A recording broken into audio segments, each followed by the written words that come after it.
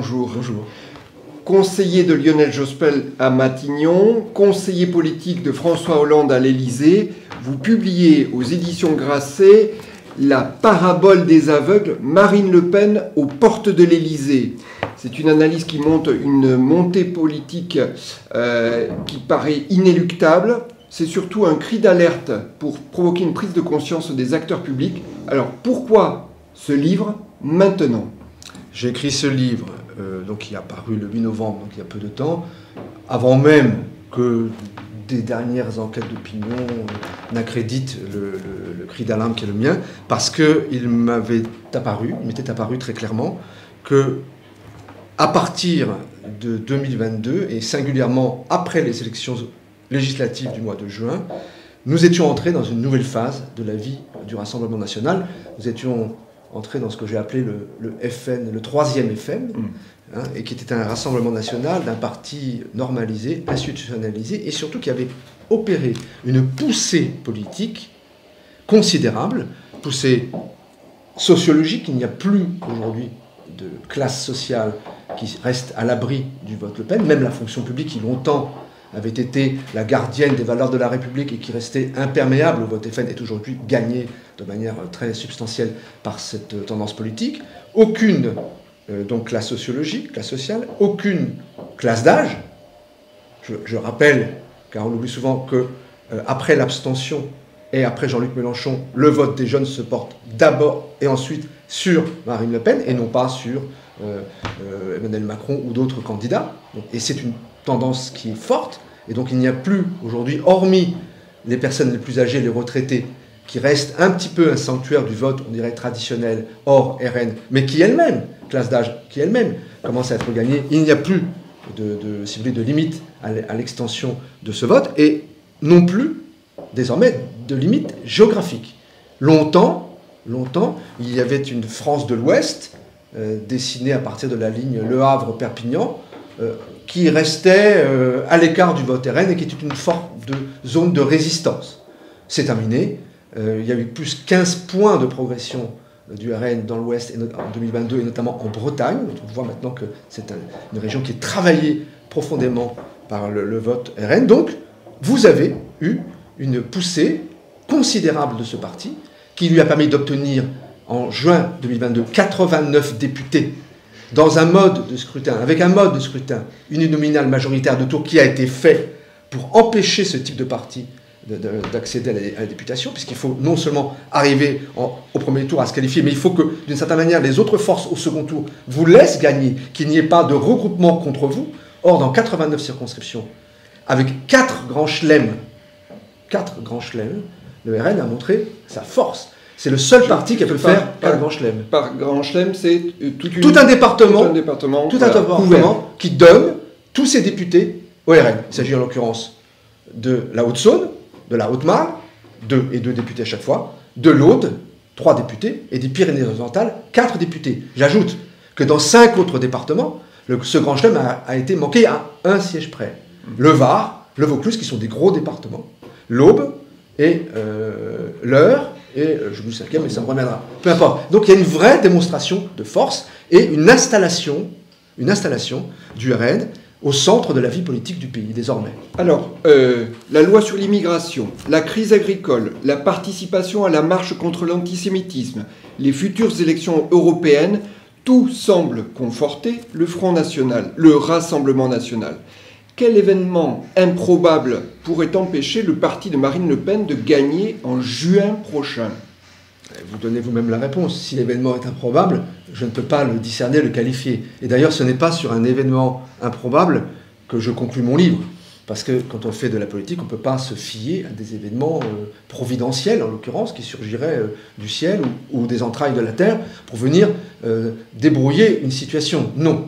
Ce que je pense, c'est que si les forces qui prétendent, qui affirment quotidiennement vouloir combattre le RN et empêcher Marine Le Pen d'accéder à l'Élysée, ce qui aujourd'hui est une hypothèse véritablement probable, en tout cas qu'il faut envisager de manière très sérieuse, si ces forces donc, dis-je, veulent absolument mettre en conformité leurs discours et leurs actes, alors elles doivent d'une manière ou d'une autre trouver une solution de regroupement qui leur permettent ensemble, car isolément, prises chacune les unes à côté des autres, elles sont incapables de le faire, de répondre à la crise identitaire que traverse la France, une crise identitaire dont j'ai souligné les 3 dimensions, qui sont la question de l'immigration, bien sûr, dont on a parlé quotidiennement, mais en deçà de celle-là, la question de la désindustrialisation, de la pauvreté, de l'extension de celle-ci, de la précarité, et qu'on a vu ressurgir de manière un petit peu surprenante pour certains, mais pas si on s'intéresse réellement à ce qu'est la France à travers la question des agriculteurs. C'est-à-dire, il y a des agriculteurs, certes, qui arrivent encore à gagner convenablement leur vie, mais beaucoup d'entre eux vivent dans une très grande précarité et dans une forme de déclassement qui est général. Ça, c'est donc déclassement, pauvreté, désindustrialisation, immigration et dérive, c'est la 3e dimension, dérive fédéraliste de l'Union européenne qui conduit de nombreux citoyens à sentir, à croire, à comprendre, à percevoir que leur pays est en train de se diluer dans un ensemble dont ils ne comprennent ni le sens ni la direction. Alors, quand vous brossez ces différents thèmes, on se pose la question, à travers le choix audacieux du président Macron de nommer Gabriel Attal à Matignon, on a entendu son discours de politique générale débureaucratiser, désmicardiser, déverrouiller et surtout peut-être restaurer l'autorité. Est-ce qu'on peut interpréter cette nomination comme une manœuvre pour contrer la montée de Jordan Bardella? On peut l'interpréter comme telle, mais de différentes manières. Il y a certes, si vous voulez, les commentateurs, comme l'on dit, ont beaucoup insisté sur ce point, une espèce de parallèle entre 2 hommes jeunes, pour ne pas dire 2 jeunes hommes, dans le cas de Bardella, Jordan Bardella a 28 ans. C'est très jeune. C'est très jeune, c'est un peu plus que mon fils, qui est encore étudiant. Enfin, c'est un âge vraiment de jeune homme. Vous me direz, pendant la Révolution, il y avait des généraux de 25 ans. Mais enfin, on a un peu oublié ce temps-là. Donc c'est quelqu'un de très jeune, et donc on met en face de lui, si l'on veut, un homme jeune également, qui a 34 ans, qui donc peut dire, moi-même, je soutiens la comparaison, parce que je suis quelqu'un qui appartient, il a d'ailleurs insisté sur ce point dans sa déclaration de politique générale, à la nouvelle génération. Mais je pense que la manœuvre, comme vous dites, moi je n'utiliserai pas ce mot, je dirais la vision ou le coup politique du président de la République va au-delà de la seule question du casting, si vous voulez, des personnes. Les thématiques traitées. Je pense que ça va au-delà. Je pense que le président de la République, et je l'espère en tout cas, c'était aussi le sens de ce livre, et vous savez qu'il se termine par une forme d'adresse au président, Bien sûr. Qui est le chef de l'État, le président de tous les Français, qui donc, d'une certaine manière, est responsable de cette situation passée et surtout à venir, celle de passer la main à Marine Le Pen. Donc, vous y voyez une véritable inflexion. Oui, en tout cas, je la vois, je la discerne, je l'espère par ailleurs, c'est mon vœu, mais si vous réécoutez ce que Emmanuel Macron a dit lors de son interview sur C5, ce qu'il avait dit auparavant, près d'1 an auparavant, à sa première ministre de l'époque, Elisabeth Borne, il ne sert à rien de culpabiliser les électeurs du Rassemblement national en les traitant de fascistes, vous ne ferez croire à personne qu'ils le sont, etc., etc. Et la ligne qui semble se dessiner, que l'on qualifie par esprit de facilité dans les journaux de droitisation, même si effectivement elle conduit à intégrer des personnalités qui viennent de la droite. Je crois que c'est la réponse du président à une situation qu'il a, à mon avis, désormais comprise. Alors, dans cette compréhension... Et en tout cas, je l'espère. Alors, on verra, hein, les actes vont suivre ou pas. Ce qui est intéressant dans votre ouvrage, La parabole des aveugles, c'est que vous montrez de manière très fine, chiffres à l'appui, comment Marine Le Pen a progressé électoralement, effectivement, dans toutes les catégories, entre 2017 et 2022. Est-ce que tout cela, c'est finalement ce résultat de la dédiabolisation et même d'une normalisation du Rassemblement national? Oui, c'est une dédiabolisation et une normalisation qui sont inévitables. Il faut comprendre une chose. Depuis 40 ans, les forces dites républicaines, je suis très content d'entendre désormais on considère que le Rassemblement fait partie. Gabriel Attal a dit très clairement, le Premier ministre, qu'il ne faisait pas sienne la formule de l'arc républicain, qui semblait exclure soit la France insoumise, soit le Rassemblement national, c'est-à-dire en gros 50% des Français, nos électeurs, ce qui était totalement absurde, au nom d'une vision, on va dire, d'extrême centre, où la République, c'est la République. tout parti qui est autorisé par la République, il me semble que c'est le cas du Rassemblement national, qui se présente à des élections présidentielles, municipales, législatives, qui obtient un second tour 2 fois de suite et 89 députés, on peut difficilement, me semble-t-il, dire que c'est un parti qui est en dehors de la République. Donc tout ça est derrière nous, mais...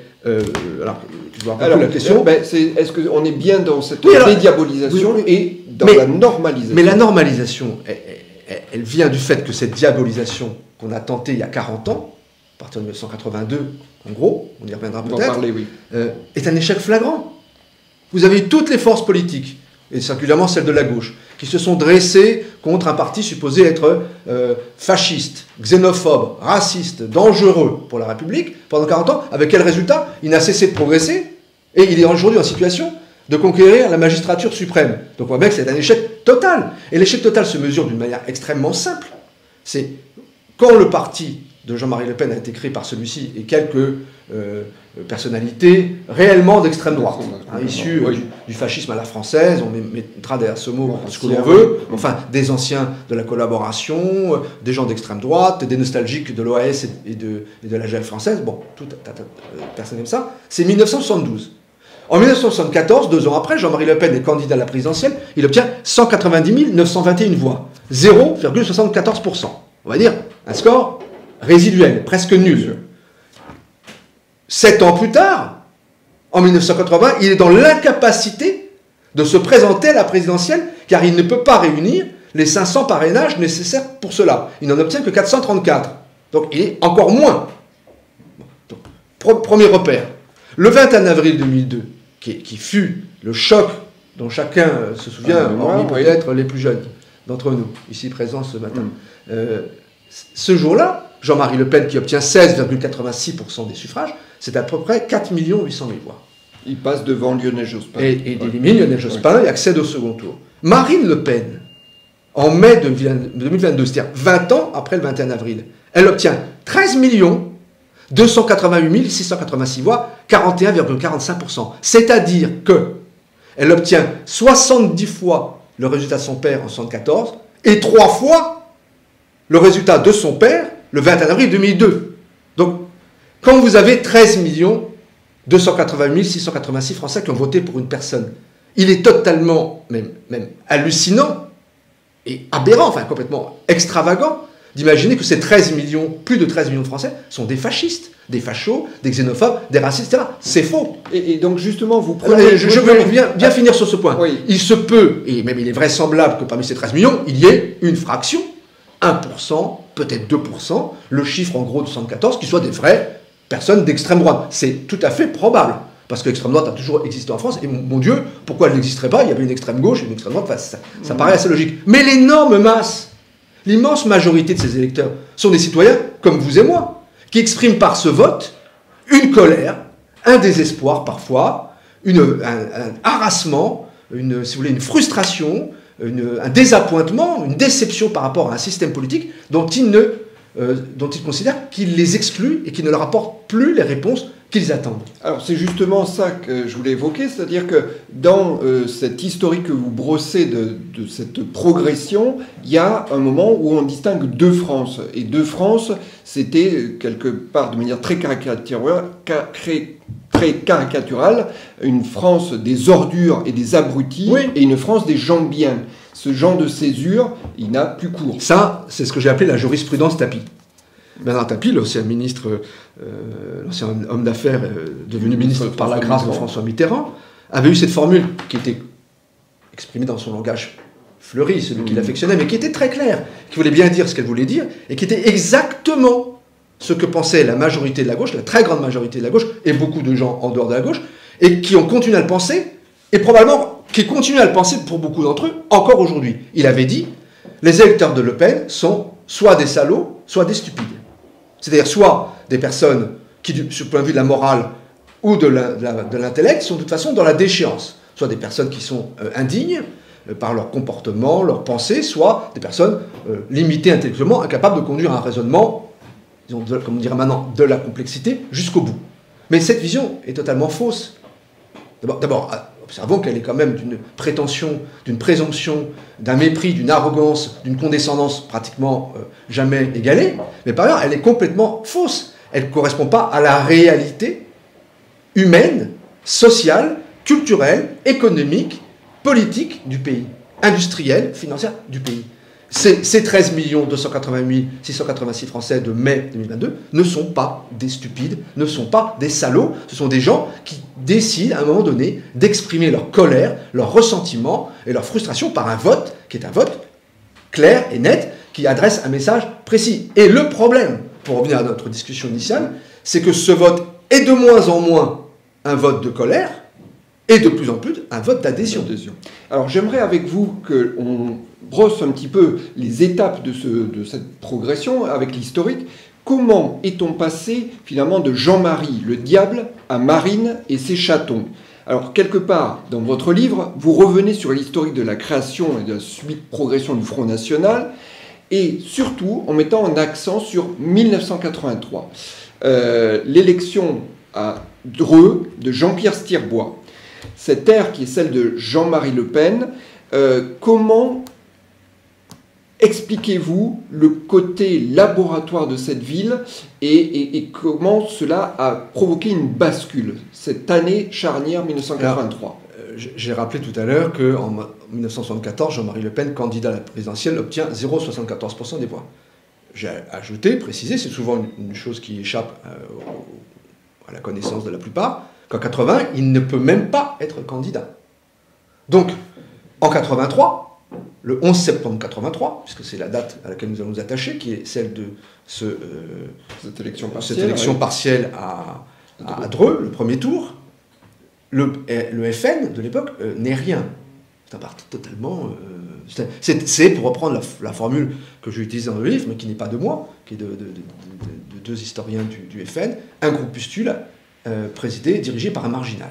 La formule dit exactement ce qu'est un groupuscule, petit noyau d'activistes, mais totalement coupé de la société, dirigé par un marginal, Jean-Marie Le Pen, qui avait été député boujalidiste en 1956, mais enfin qui était une personnalité dont la principale activité était de parler, de faire du bruit, de manière brillante en général. C'était un bon rhéteur, connaissant ses humanités, mais enfin un personnage, on va dire, anecdotique. Bon.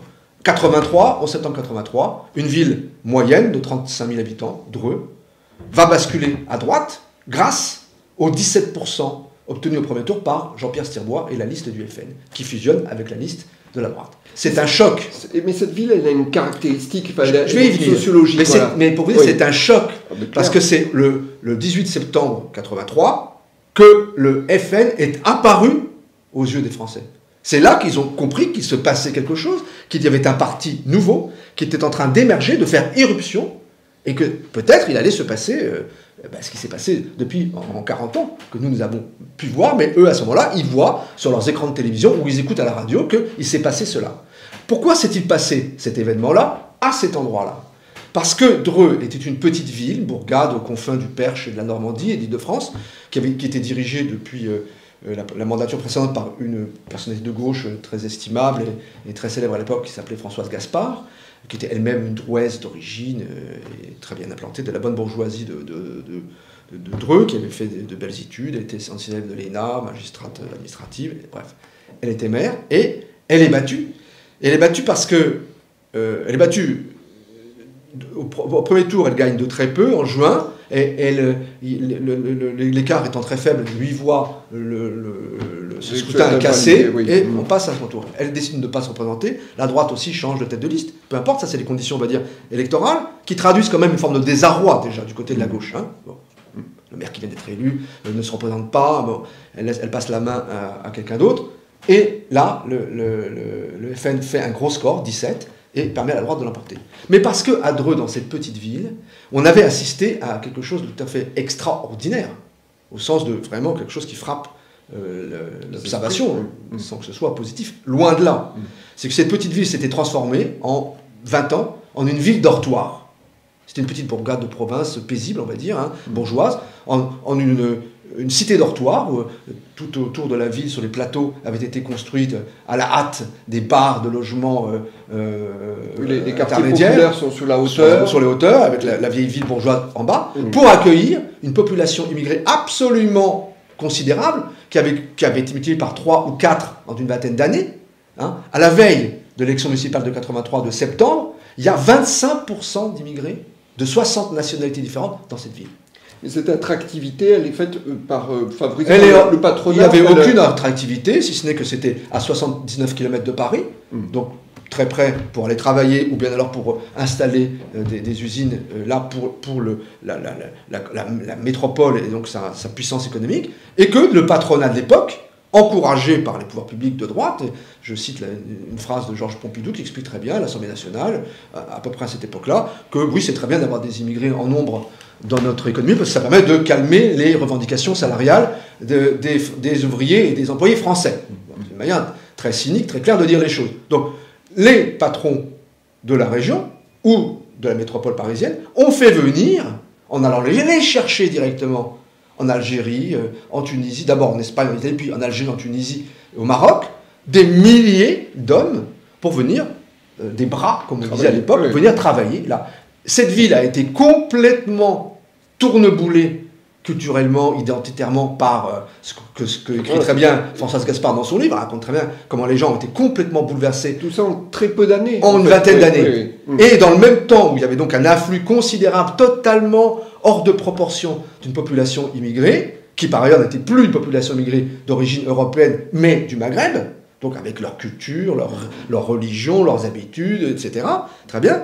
Vous avez eu un écroulement économique, avec, à l'époque, en 83, à l'époque, sur Dreux, il y a 3 points de plus de chômage que la moyenne nationale. Donc, un écroulement économique avec des fermetures d'usines, et donc le chômage, la pauvreté, le début de la désindustrialisation et une immigration massive. Hors de contrôle, on aimerait dire qu'elle est hors de contrôle, mais elle ne l'est pas en réalité, parce qu'elle est organisée. Organisée par le patronat qui veut faire venir des hommes, des bras, pour venir peupler ces usines. Donc, vous avez, par conséquent, tout... Oui, et c'est pour cela que, pour reprendre la formule de Françoise Gaspard, l'ancienne maire de Dreux, Dreux a été le laboratoire politique du FN.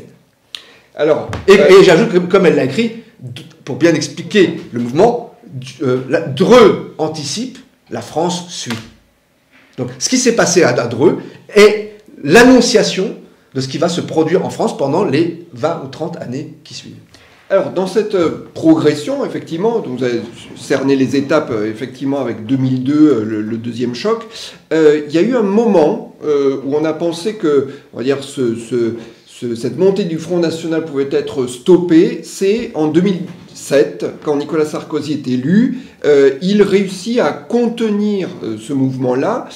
Comment a-t-il saisi ce moment-là et, enfin, quels arguments a-t-il présenté pour réussir à faire refluer ce Front National? Oui, Nicolas Sarkozy, on veut l'oublier souvent, notamment à gauche, on peut comprendre pourquoi, mais si l'on est, moi je suis de gauche, mais en tout cas de la gauche qui existe autrefois, pas de celle qui s'étale aujourd'hui dans les journaux, mais si on regarde les faits, ce n'est pas que Nicolas Sarkozy a contenu les faits, c'est qu'il l'a fait refluer. En 2002, Jean-Marie Le Pen, et il élimine Lionel Jospin, obtient 16,86% des voix. 5 ans plus tard, il en a 10,44%.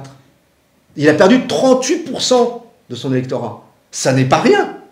Donc c'est une vraie performance de la part de Nicolas Sarkozy. Alors ça veut dire que c'est un siphonnage, c'est-à-dire il s'est emparé des thématiques. Mais oui, mais c'est bien ce qu'on aimerait bien faire aujourd'hui. C'est bien siphonner les voix du RN, c'est bien ramener dans un autre espace politique les millions de Français, souvent de conditions modestes, ouvriers, employés, petits commerçants et autres, qui votent pour Marine Le Pen. C'est bien l'objectif. Enfin, ou alors, laissons-la gagner. Il n'y a que 2 attitudes simples. On ne peut pas dire, c'est pas siphonner au sens, il n'y a rien de négatif. La politique, ça consiste à siphonner les voix de l'adversaire, sinon vous ne gagnez jamais.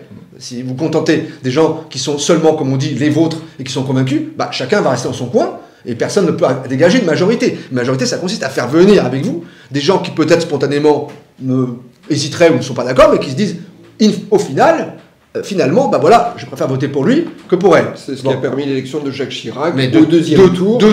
Et d'Emmanuel Macron, singulièrement en 2017 et en 2022. Singulièrement. Bon. Donc, Nicolas Sarkozy parvient à faire revenir au bercail de la droite tout un électorat, principalement populaire, qui était parti chez Jean-Marie Le Pen. Comment a-t-il fait? Eh bien, en menant une campagne qui fut à la fois sociale, et on va dire, pour simplifier, de gauche, Hein, je vous rappelle son discours de lancement à la porte de Versailles. Moi, le petit Français de s'en mêler, l'invocation des mannes de Jaurès, etc. Travailler plus pour gagner plus, donc le pouvoir d'achat, etc.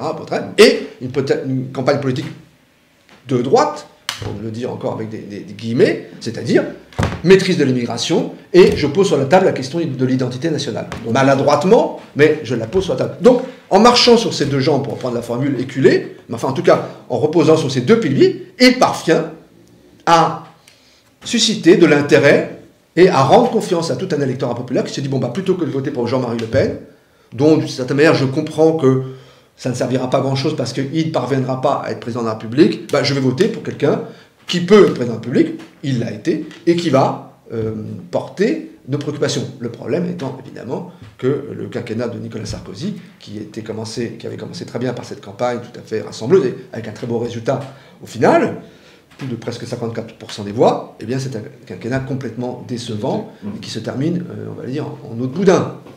Alors, 2011, c'est le congrès de Tours au cours duquel Marine Le Pen entame le mouvement de dédiabolisation. Ça donne naissance à ce que vous appelez le deuxième FN.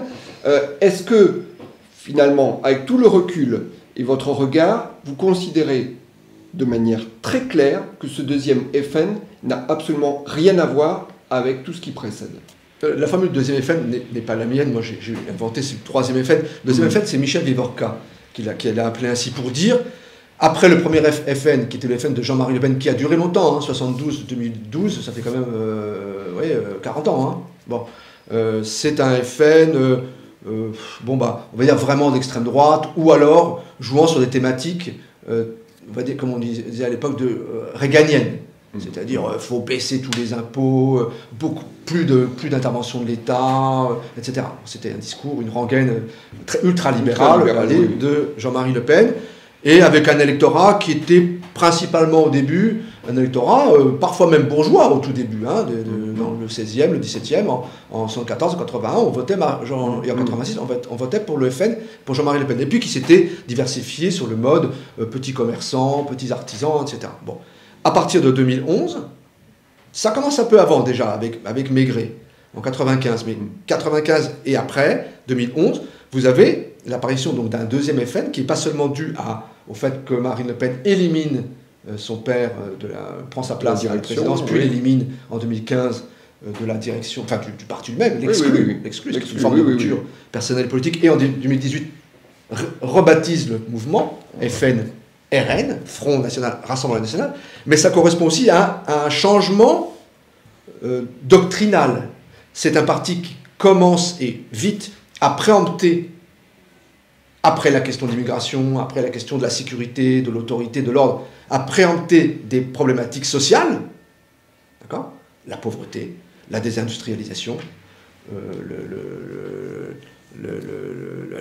chômage, le pouvoir d'achat, chômage, et la question de la République. C'est-à-dire la laïcité, la place de l'islam et la réaffirmation des principes républicains. Donc, elle passe d'un parti axé principalement sur, on va dire, la question identitaire, classique, de l'extrême droite, à la question sociale et la question républicaine. Et donc, elle prend en charge toutes ces thématiques que, par ailleurs, et c'est bien le problème, la plupart des forces politiques nationales, et en particulier la gauche, lui ont simplement abandonné. Elle n'a pas eu à les arracher à la gauche ou à la droite. Ces deux camps les lui ont laissés. C'est en jachère. Alors, pour marquer les esprits, on va dire, il y a toujours cette même année 2011, une note qui est fameuse de la Fondation Terra Nova qui, on va dire, conceptualise cet abandon d'électorat par les forces autour du Parti socialiste. C'est une note d'une inconséquence politique extrême et d'une indignité morale tout aussi extrême, qui consiste à dire, écoutez, voilà, en fait, les ouvriers, les employés, en gros, pour faire vite, le peuple, c'est un ramassis de xénophobes, d'homophobes, de racistes, etc. Et donc, il faut les laisser là où ils sont comme on dit, ils se replient sur eux-mêmes, etc. Ils sont tentés, et de plus en plus par le vote RN. Il ne faut surtout pas chercher à les conserver. Il faut se diriger vers les nouvelles couches, comme aurait dit Gambetta à l'époque, c'est-à-dire les jeunes, les personnes issues, comme on dit, de la diversité, les femmes, etc., etc. avec un calcul qui est à la fois alors, indigne moralement, puisque la place de le rôle de la gauche a toujours été historiquement de défendre les gens qui sont dans la situation sociale et économique la plus faible, hein, et pas ceux qui vont bien, qui veulent simplement aller mieux, et par ailleurs stupide, inconséquente sur le plan électoral, puisque la note elle-même le faisait observer qu'en additionnant ces petits groupes que j'ai énoncés, on n'arriverait jamais à faire une majorité. Et la suite l'a prouvé. Parce que la raison de la déréliction de la gauche, c'est une déréliction morale, politique, électorale, parce qu'effectivement, quand vous détournez des gens que vous devez défendre, vous êtes dans la dignité morale, mais vous êtes aussi dans le suicide politique et dans la catastrophe électorale, parce que vous vous retrouvez avec les scores que la gauche, et le PS en particulier, connaît depuis une dizaine d'années. Alors, dans la faute morale peut-être, que vous identifiez de manière très claire et particulièrement fouillée, je trouve, vous pointez une responsabilité, c'est celle de François Mitterrand, d'une part dans la montée du Front National à partir de 83, en donnant même une ouverture médiatique, vous pouvez le dire, et d'autre part, c'est peut-être un deuxième temps, le projet fédéraliste qui se greffe autour de cette date charnière de 1983. Voilà, là aussi, un moment où les choses basculent. Pouvez-vous juste éclairer ces deux temps de 1983 ? Alors, François Mitterrand a été à la fois le banalisateur, le grand banalisateur du FN et de Jean-Marie Le Pen, et son diabolisateur suprême. Les deux à la fois. Il a commencé par être son grand banalisateur, puisque c'est lui qui, en 1982, a accédé à la requête de Jean-Marie Le Pen, qui réclamait, à l'époque, vous vous rappelez, l'audiovisuel n'était que public, et donc c'était, comment dire, un peu verrouillé, si on veut, et il se plaignait amèrement de ne pas avoir accès aux plateaux de radio et de télévision.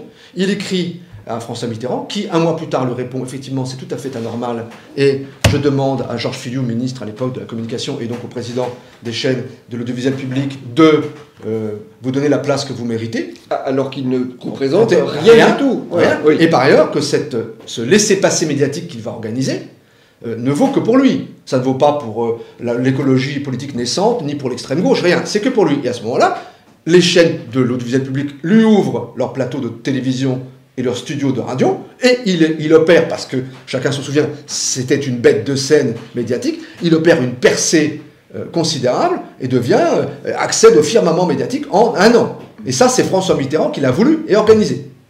Pourquoi ? Pour de sinistres raisons électorales, résumées parfaitement à l'époque par les témoignages que j'ai rassemblés et que d'autres avaient rassemblés avant moi, calcul d'un cynisme qui évidemment finit par tourner contre ces organisateurs, c'est-à-dire ça permettra de jeter, comme disait Mitterrand, une grenade dans les pattes de la droite et de la cisailler, et donc de lui interdire le retour au pouvoir, parce qu'on va évidemment pour le coup siphonner des voix de la droite républicaine pour les mettre dans le Front National qui est inéligible. Bon, donc c'est un calcul, mais qui va en fait au-delà de ça. Mais c'est la première dimension. Et la seconde dimension, c'est que dans le même temps, dès 84, et à cause, et en prenant comme justification l'émergence du FN à Dreux en 83, puis en 84, où aux européennes, le FN obtient 11% des voix, c'est-à-dire plus que le PC, la percée se concrétise, Dreux, 83, 84, boum, aux européennes, 11%, prendre prétexte de cela pour faire créer SOS Racisme.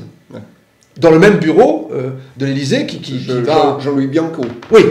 Et j'ajoute que pour la banalisation du FN, il n'y a pas eu seulement la mise sur orbite médiatique par Mitterrand de Jean-Marie Le Pen et du FN, il y a eu aussi le fait de lui ouvrir l'Assemblée nationale par l'adoption du scrutin à la représentation proportionnelle pour les élections de 86, qui permettait à la fois de sauver le PS et le mandat de François Mitterrand, et de donner 35 députés au FN. Parce qu'aucun autre parti n'avait envisagé l'époque, et arguant de ce que c'était une promesse de campagne de 1980. Ça, c'est la banalisation. La diabolisation, c'est SOS Racisme, qui va développer son discours, qui est un discours différentialiste. La diversité, c'est beau, c'est ça qu'il faut préserver, etc. Un discours communautariste. La France n'est pas une nation, c'est une juxtaposition, une mosaïque, comme on disait à l'époque, CF, l'émission de France 3, mosaïque. Une mosaïque de communautés qui suffirait de parvenir à faire vivre ensemble, en se débrouillant pour qu'il n'y ait pas trop de tension, le vivre ensemble, etc. Et un discours qui devient immigrationniste. C'est le célèbre slogan de SOS Racisme. Ce n'est pas l'immigration qui est un problème, c'est le racisme. Donc, quand vous dites cela, ou quand vous l'écrivez, alors vous excluez définitivement du débat politique rationnel la question de l'immigration, puisque ce n'est pas un problème. Et que si vous le soulevez, c'est que vous êtes un raciste.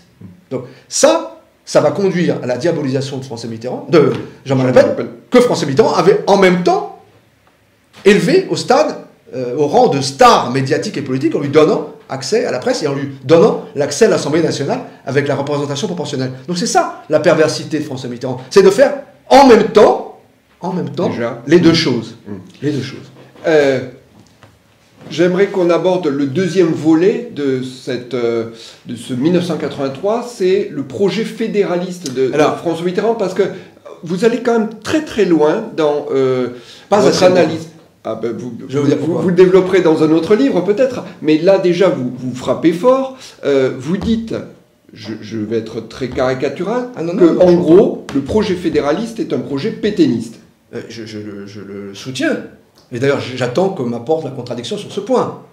Et on ne le fera pas. Le seul moyen de le faire, d'ailleurs, j'en ai parlé avec des historiens qui le suggéraient, mais enfin, ce n'est pas à mon âge vénérable, ni avec les occupations qui sont les miennes que je le ferai. Il faudrait faire une thèse sur ce sujet. Mais soyons simples. 83, François Mitterrand révèle sa véritable identité politique et sa seule véritable conviction. Au-delà, évidemment, d'être certain qu'il avait une supériorité personnelle, politique, intellectuelle sur l'ensemble de la classe politique et qu'il lui valait assez logiquement de devenir président de la République. Mais ça, après tout, il a droit, tous les hommes politiques qui pensent qu'ils sont les meilleurs, les plus grands, sinon, d'ailleurs, il ne ferait pas cette carrière. Oui. Bon, très bien. Mais sa vraie conviction, son unique conviction, c'est le fédéralisme européen. Bon. D'où vient ce fédéralisme ? Alors les bonnes âmes, les gens qui aiment répéter les discours convenus et les prières, vous voyez, le rite de la Mitterrandolâtrie qui pénètre dans l'église de Jarnac, c'est de dire « Ah oui, c'est un homme qui a été traumatisé par la guerre. » Il n'a pas été plus traumatisé par la guerre que des millions d'autres Français, ce qui ne les a pas conduits forcément à avoir cette ligne politique. Moi, je suis très simple. Et d'ailleurs, les éléments historiques que j'ai réunis, synthétisés, sont dans tous les livres de tous les auteurs, Péan, Thomas Legrand et consorts, etc., tous les chercheurs qui ont travaillé sur la vie de François Mitterrand. Bon, François Mitterrand est un homme qui est né à l'extrême droite. Sa famille est on va dire, de droite extrême, hein, vraiment d'extrême droite. Sa mère est une fanatique des Roulèdes, elle est une fanatique du colonel de la Roque, c'est une famille de nationalistes, traditionnalistes, du point de vue religieux, une famille d'extrême droite. Très bien. Il est jeune homme à Paris, au 104, le foyer des frères maristes, qui est un repère de l'Action française. Il est lui-même de l'Action française. Il manifeste en 1935 contre la présence des métèques dans les facultés de droit et de médecine. Il manifeste l'année suivante contre le doyen Gèze au cri de « à bas les juifs ». Donc il appartient à cette droite-là. Ses amis les plus proches, qu'il ne quittera et abandonnera jamais, François Dalle, André Bettencourt, Pierre de Bénouville, sont des gens qui sont non seulement d'extrême droite, non seulement de l'Action française, mais de près ou de loin, et de très près, dans le cas de Bénouville, qui fut son meilleur ami, l'homme qui le veillera la nuit de sa mort, à genoux en prière devant son lit. En 1996. Oui, qui sont des gens liés à la cagoule. La cagoule, ce mouvement d'extrême droite, fascisant, peut-être la seule représentation du vrai fascisme à la française, terroriste, qui commit assassinats et attentats, jusqu'à ce qu'il soit démantelé par la justice dans les années 38-39. Donc c'est ça l'entourage de François Mitterrand. C'est ça, sa matrice intellectuelle. J'ajoute que lorsqu'il est fait prisonnier de guerre, très bien, comme des millions de Français, en Allemagne, il part donc au Stalag. Il arrive à la 3e tentative à s'échapper. Il retourne en France. Il fait étape. Évidemment, il va évidemment en zone libre, parce que s'il reste en zone occupée, il est évidemment poursuivi par la Wehrmacht, par les Allemands, et ramené en prison, en Stalag. Donc il va en zone libre. Il va d'abord se reposer chez des amis à Saint-Tropez. Tout ça, il le raconte tout à fait. Il va ensuite faire une petite incursion en zone occupée pour aller voir son père à Jarnac, qui est souffrant. Puis, où va-t-il? Il pourrait très bien, comme des millions, ou comme tous, comme beaucoup de soldats qui se sont évadés de Stalag, rester en zone libre.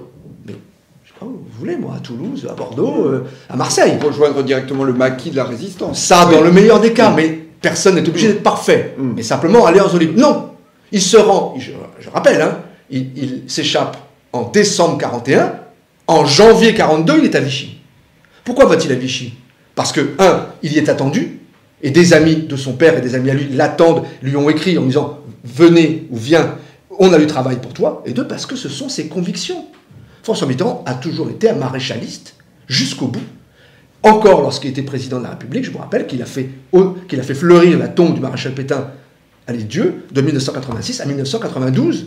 Et il n'a cessé de le faire que contraint et forcé, parce qu'en 1992, date du 50e anniversaire de la rafle du Veldiv, les époux Klarsfeld, Beate et Serge Klarsfeld, se sont élevés avec tant de force qu'ils ont dit c'est impossible que le président de la République française aille honorer la mémoire de Pétain, l'année où on va commémorer le 50e anniversaire de la rafle du Veldiv. Donc il a interrompu, mais s'il n'y avait pas eu cet événement, il aurait continué jusqu'à la fin, parce qu'il est maréchaliste, il est pétainiste, il est vichiste. Et pour répondre à votre question, qui, et on l'a oublié parce qu'on veut l'oublier, enfin j'ai le livre ici, je peux vous montrer, vers l'ordre communautaire, je l'ai emprunté à la bibliothèque de Sciences Po, il est à disposition de tout le monde, qui formalise l'idée de communauté politique, au sens de quelque chose qui est nouveau, qui dépasse, qui commence par la famille, mais qui va jusqu'à l'Europe. C'est le maréchal Pétain. C'est la pensée pétainiste. Je cite dans le livre une formule de ce livre, Vers l'ordre communautaire, qui est exactement la définition de la fédération d'États-nations que Jacques Delors va donner en 1995, mot à mot. Donc, comment imaginer qu'un jeune homme, qui à l'époque 25 ans, on est entre 42 et Mitterrand reste à Vichy de janvier 42 à novembre 43, pendant 18 mois. C'est long, 18 mois. Hein. Il est là, il a 25 ans, 26 ans, donc il est dans une phase où il est en train encore de former, si vous voulez, sa matrice intellectuelle. Il est maréchaliste, il a une très grande admiration pour le maréchal Pétain. Il reçoit la Francisque, pour laquelle, je le rappelle, après tant d'autres, qu'il faut prêter, il faut la demander. Il faut prêter serment en disant « je donne ma vie au maréchal Pétain comme il a donné sa vie à la France, etc. etc. et je lui reste éternellement fidèle. » Bon, donc il est maréchaliste, il est vichiste, il est pétainiste, il n'est pas collaborationniste, c'est-à-dire qu'il est contre les Allemands, contre les Boches, comme on disait à l'époque, et c'est ça qui va le faire basculer au final dans la résistance. Donc il n'est pas collaborationniste, mais enfin il est vichiste, maréchaliste et pétainiste, comme d'ailleurs beaucoup de Français à l'époque, mais beaucoup de Français n'ont pas voulu ensuite devenir président de la République, et donc beaucoup de Français n'ont pas adopté ce fédéralisme, et lui, il a été marqué par la pensée pétainiste, qui est une pensée du fédéralisme européen. Donc, qu'on m'explique pourquoi cette dimension de la pensée du maréchal Pétain, qui est considérable, ne l'aurait pas impressionné au sens photographique du terme, autant que le reste, alors qu'il avait à l'époque 25 ans. Et que ce sera au final la seule conviction à laquelle il se sera tenu, puisque dès qu'il est élu président de la République en 1981, il abandonne dès qu'il le peut les 110 propositions du candidat Mitterrand pour se mettre en œuvre à une seule chose qu'il appellera le grand dessein, avec un grand G et un grand D, qui est la construction d'une Europe fédéralisée.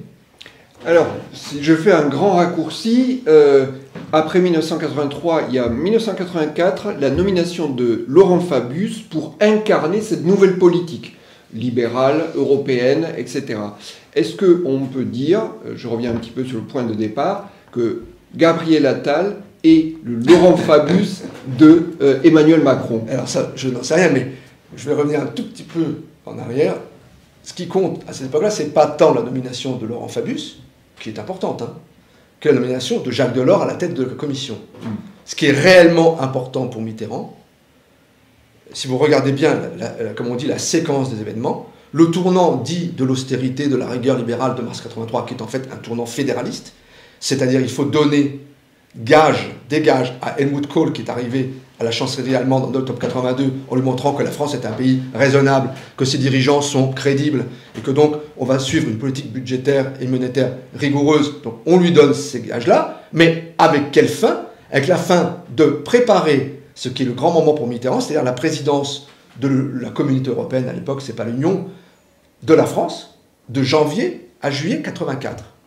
Et là, Mitterrand sait qu'il a 6 mois pour enclencher sa spirale fédéraliste. Pour ça, il lui faut régler la question de l'Europe, du Royaume-Uni. C'est le fameux sommet de Fontainebleau des 24 et 25 juin 84, et le chèque donné à Margaret Thatcher, « I want my money back ». Donc elle aura son money back, on lui fait son chèque, et contre ce chèque, elle accepte la nomination dès janvier 85, alors que ça aurait dû être le tour d'un Allemand à la tête de la commission de Jacques Delors, avec la bénédiction d'Helmut Kohl, qui dit, Jacques Delors le raconte dans ses mémoires, avec beaucoup encore on voit bien, il a les visages qui sont pour prêt à le raconter, Kohl qui lui dit dans la voiture, il va chercher Kohl à l'aéroport, il lui dit Jacques, l'Allemagne est prête à laisser son tour, à condition que ce soit, pour un Français, à condition que ce soit quelqu'un dont les initiales soient J et D. Voilà. Donc, il y a un accord Kohl-Mitterrand, puis Kohl-Mitterrand-Thatcher,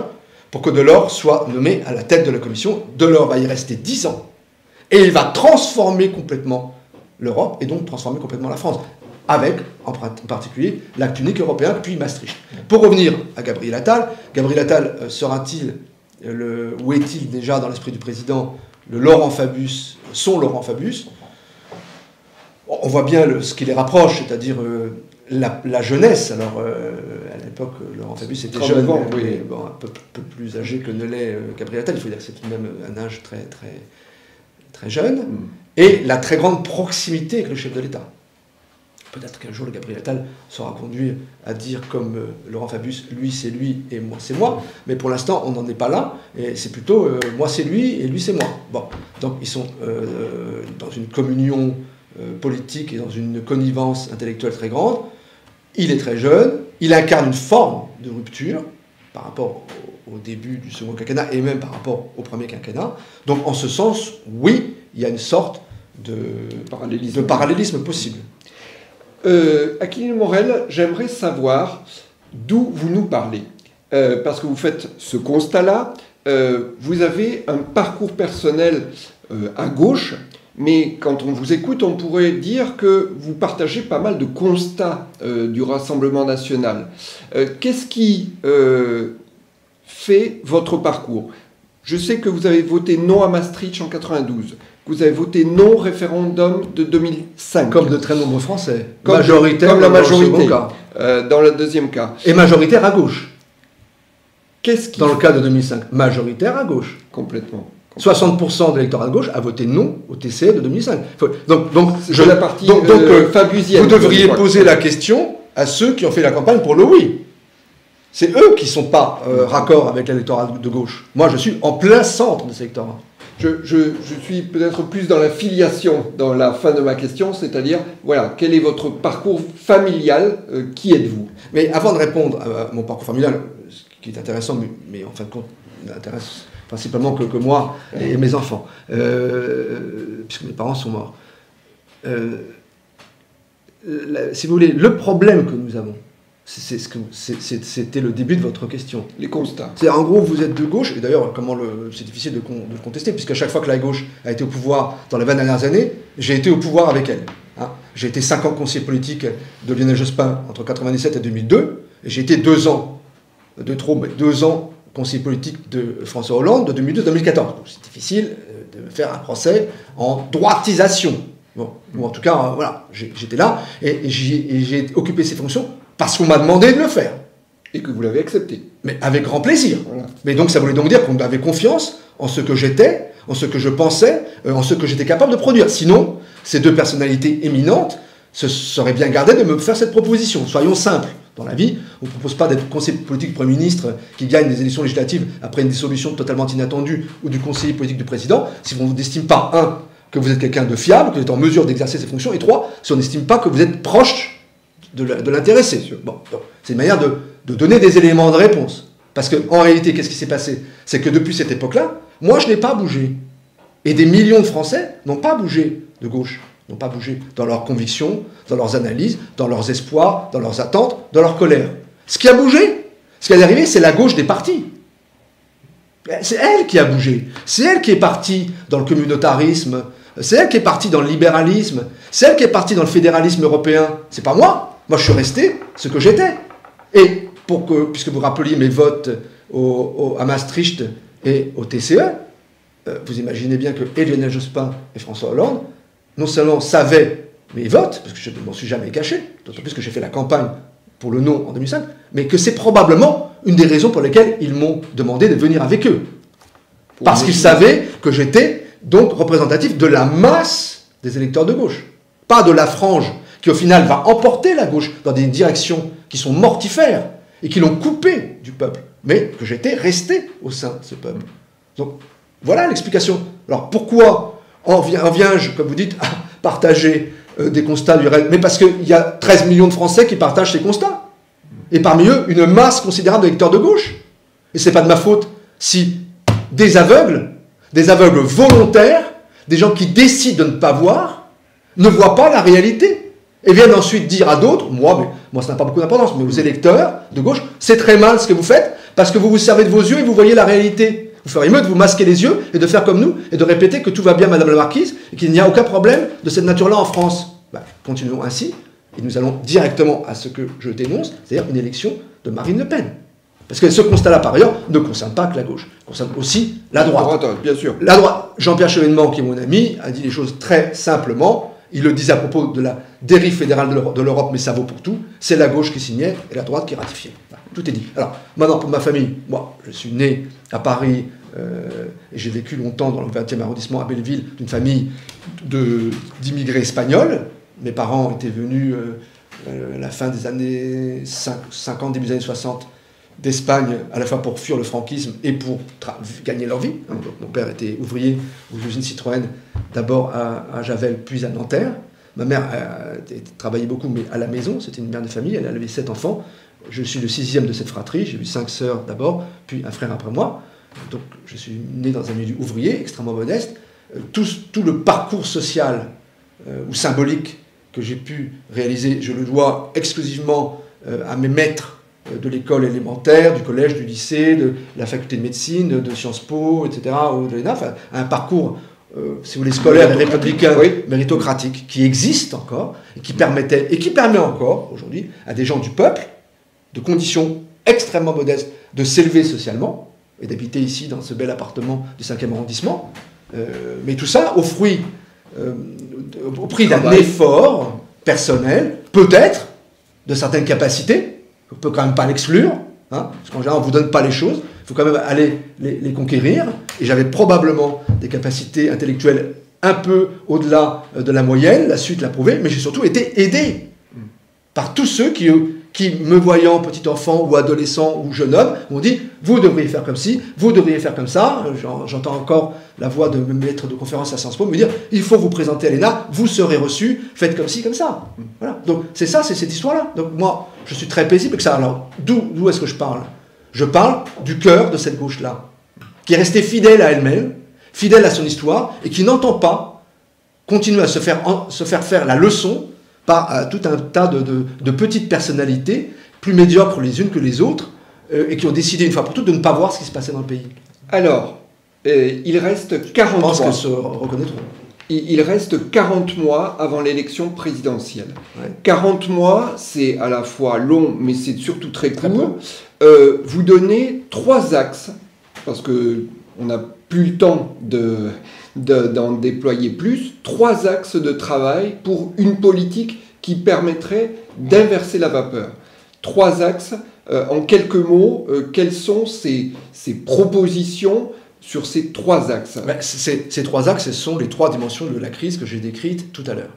Puisqu'il s'agit bien, c'est exactement d'ailleurs ce que j'ai écrit dans mon livre, mais exactement ce que le président de la République vient de dire, il s'agit de contrer le RN en traitant, si possible, en réglant, mais au moins en traitant, en s'attaquant aux questions, aux problèmes qui font que les gens votent pour le RN.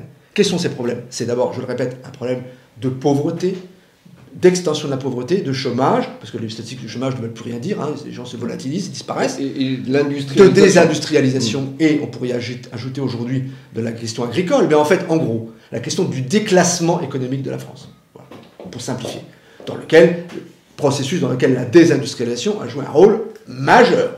Hein. On a perdu 2,5 millions d'emplois industriels en 20 ans. On est passé de 20% de la population active employée dans le secteur secondaire à 10% aujourd'hui. C'est 23% en Allemagne. Donc vous mesurez l'ampleur du décrochage. Bon, ça, c'est capital. Deuxième problème, c'est le problème de l'immigration. Il ne faut pas que la France devienne un Dreux en grand.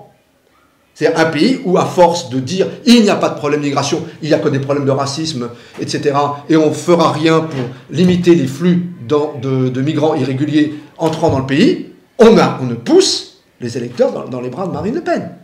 Et ça, c'est un constat qui, par ailleurs, comme vous le savez, est un constat européen. Aujourd'hui, tous les partis, même de gauche, en Suède ou ailleurs, s'attaquent résolument à la question de l'immigration, et ceux qui ne le font pas sont balayés par ce qu'on appelle l'extrême droite ou les mouvements populistes. Donc, si l'on veut que la France suive ce cours-là, qu'elle connaisse ce sort, continuons à dire qu'il n'y a pas de problème d'immigration ou qu'il faut s'y attaquer avec des pincettes. Non, il faut, pour le dire simplement, et pour prendre la formule de mon ami Manuel Valls, il faut à un moment donné appuyer ce bouton et dire immigration zéro pendant un certain temps. Voilà. Ça, c'est le deuxième problème.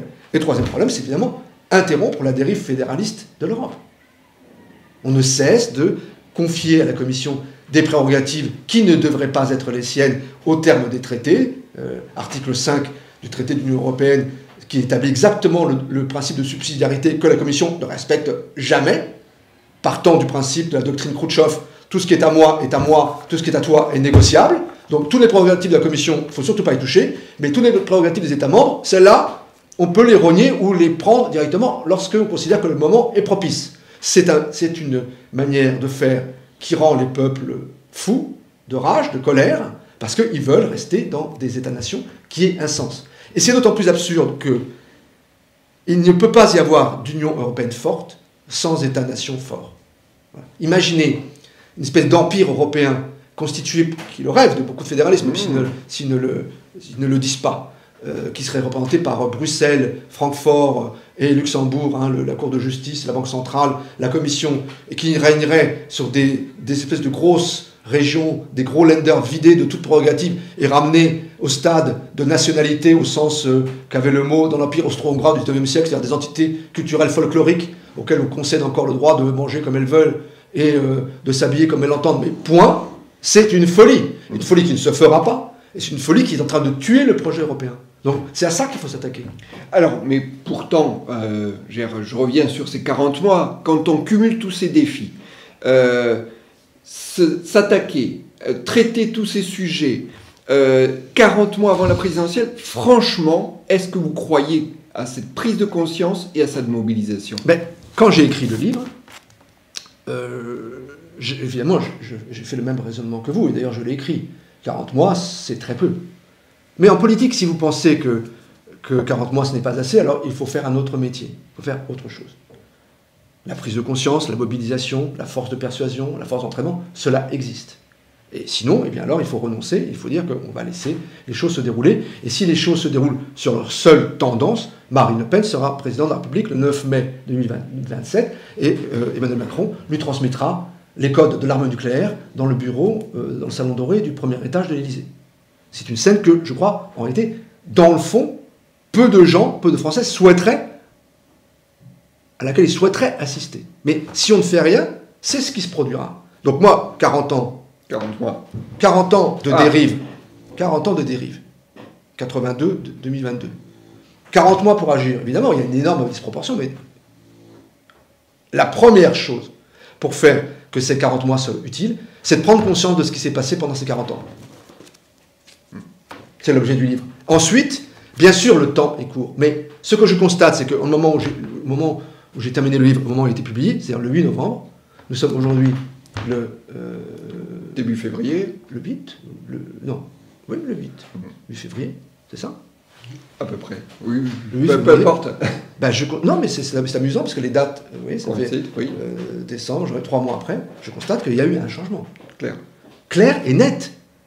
Que certains dénoncent, que d'autres approuvent, mais qui peut-être, et c'est la crainte que j'ai, peut-être ne se concrétisera pas, ou pas suffisamment, ou pas assez vite.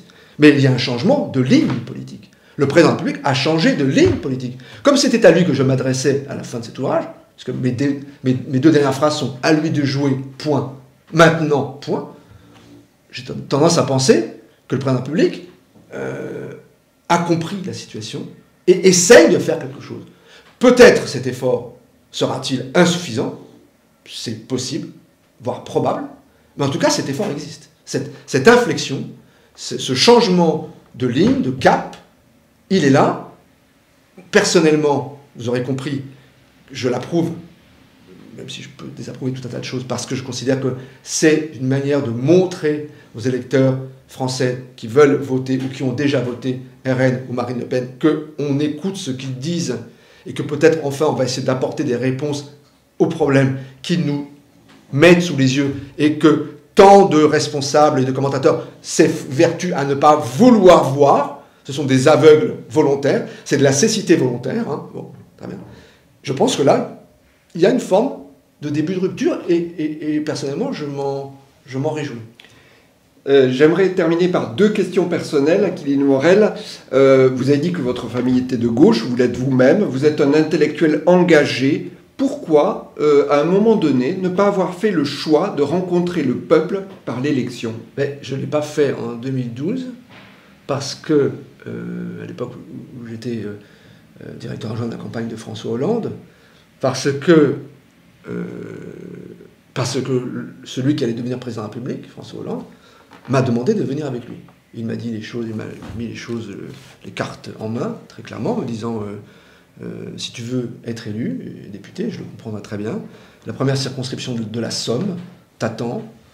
Martine Aubry, qui était à l'époque encore première secrétaire du PS, a fait le travail nécessaire. Tu seras désigné par les militants et tu seras élu. C'est d'ailleurs exactement ce qui s'est passé. Bon, au final, je n'ai pas fait ce choix, mais la camarade qui est partie là-bas, parisienne, Pascale Boitard, qui ensuite est devenue secrétaire d'État, je crois, à la ville ou au logement, enfin je ne sais plus, a été élue, parachutée, pour dire le mot, dans cette circonscription, la première de la Somme, où elle a été élue avec 59% des voix, et où elle a été ensuite balayée en 2017 par François Ruffin. Donc c'est comme ça, la vie est ainsi faite. Mais il m'a dit, mais moi, je te propose, et je souhaite que tu m'accompagnes à l'Élysée. J'avais donc ce choix. Moi, je suis haut fonctionnaire de l'État. Je suis un ancien élève de l'École nationale d'administration, entre autres. Je suis docteur en médecine, etc. J'ai un parcours universitaire assez long, mais je suis un ancien élève de l'État. Je suis haut fonctionnaire de l'État. J'aime l'État. J'aime le fonctionnement de l'État. J'avais passé 5 années à Matignon comme conseiller politique de Lionel Jospin dans une période de cohabitation, donc à un moment donné où Matignon représentait un véritable pôle de pouvoir et de contre-pouvoir.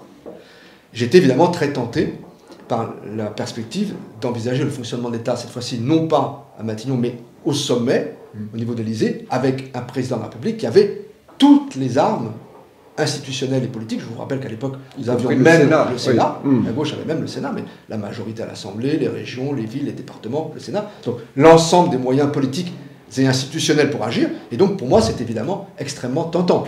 J'ajoute que j'ai été bien mal payé en retour, mais qu'à cette époque-là, j'avais fait la campagne avec François Hollande, très proche de lui pendant 2 mois ou 3 mois, vraiment quotidiennement, et que j'avais envie de prolonger ce moment politique qui m'avait quand même enthousiasmé et qui m'avait beaucoup plu et ému, et donc j'avais envie de le poursuivre. Donc c'est la raison pour laquelle, au lieu d'être député de la Somme, de la première circonscription de la Somme, ce que j'aurais été pendant 5 ans, puis j'aurais été balayé par François Ruffin, compte tenu de ce qu'a été le quinquennat de François Hollande, j'ai préféré devenir conseiller politique du président de la République. Bon, ce sont des choix personnels.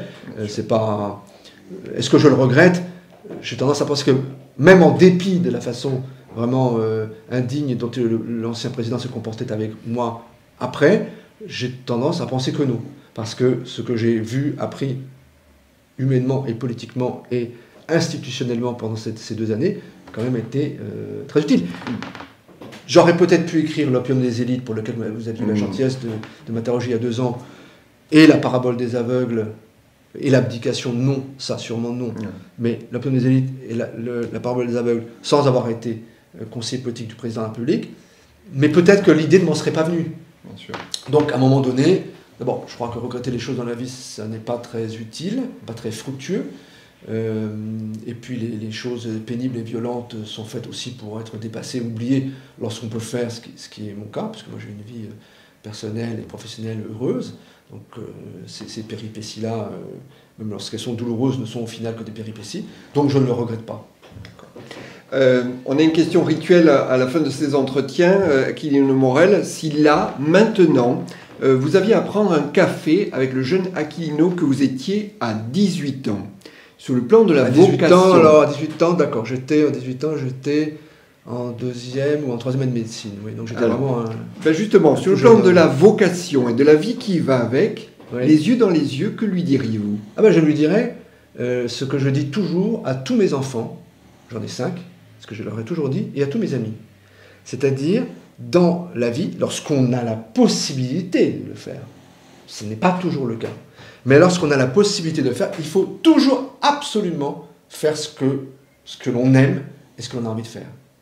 Moi, j'avais commencé les études de médecine, donc je dirais à ce jeune Aquilino, tu commences tes études de médecine parce que, alors je vais raconter ma vie en m'adressant à lui, parce que tu es issu d'une famille ouvrière qui ignore ce que c'est que Sciences Po, Normal Sup, HEC, l'ENA, donc tu fais ça parce que pour tes parents, les deux beaux métiers de la vie, c'est avocat et médecin, et comme toi tu es un bon élève, tu as fait un bac C, donc la médecine c'est plus facile, et puis par ailleurs c'est un très beau métier, c'est vrai, l'avocat aussi, hein, c'est un beau métier, donc tu vas faire médecine, mais en fait, ben, si jamais, si c'est passé pour moi, tu estimais, et alors même que tout se passe très bien, que tu es un excellent étudiant, promis à un plus bel avenir, tu vas devenir professeur de médecine, chef de service, etc.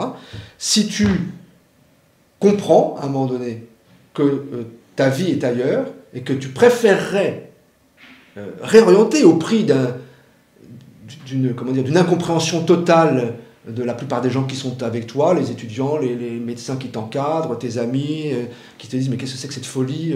alors que tu es engagé dans des études très longues, qui demandent un grand investissement, dans lesquelles tu réussis merveilleusement bien, tu vas tout arrêter, ou en tout cas mettre entre parenthèses pour te diriger vers une voie complètement nouvelle dans laquelle tu ne connais rien, Sciences Po, etc., avec une perspective très lointaine, qui est peut-être de passer, de réussir le concours d'entrée à l'ENA. Sans les réseaux. Sans aucun réseau, tout ça est extravagant. Si c'est ça que tu sens en toi qui t'appelle, il faut écouter l'appel.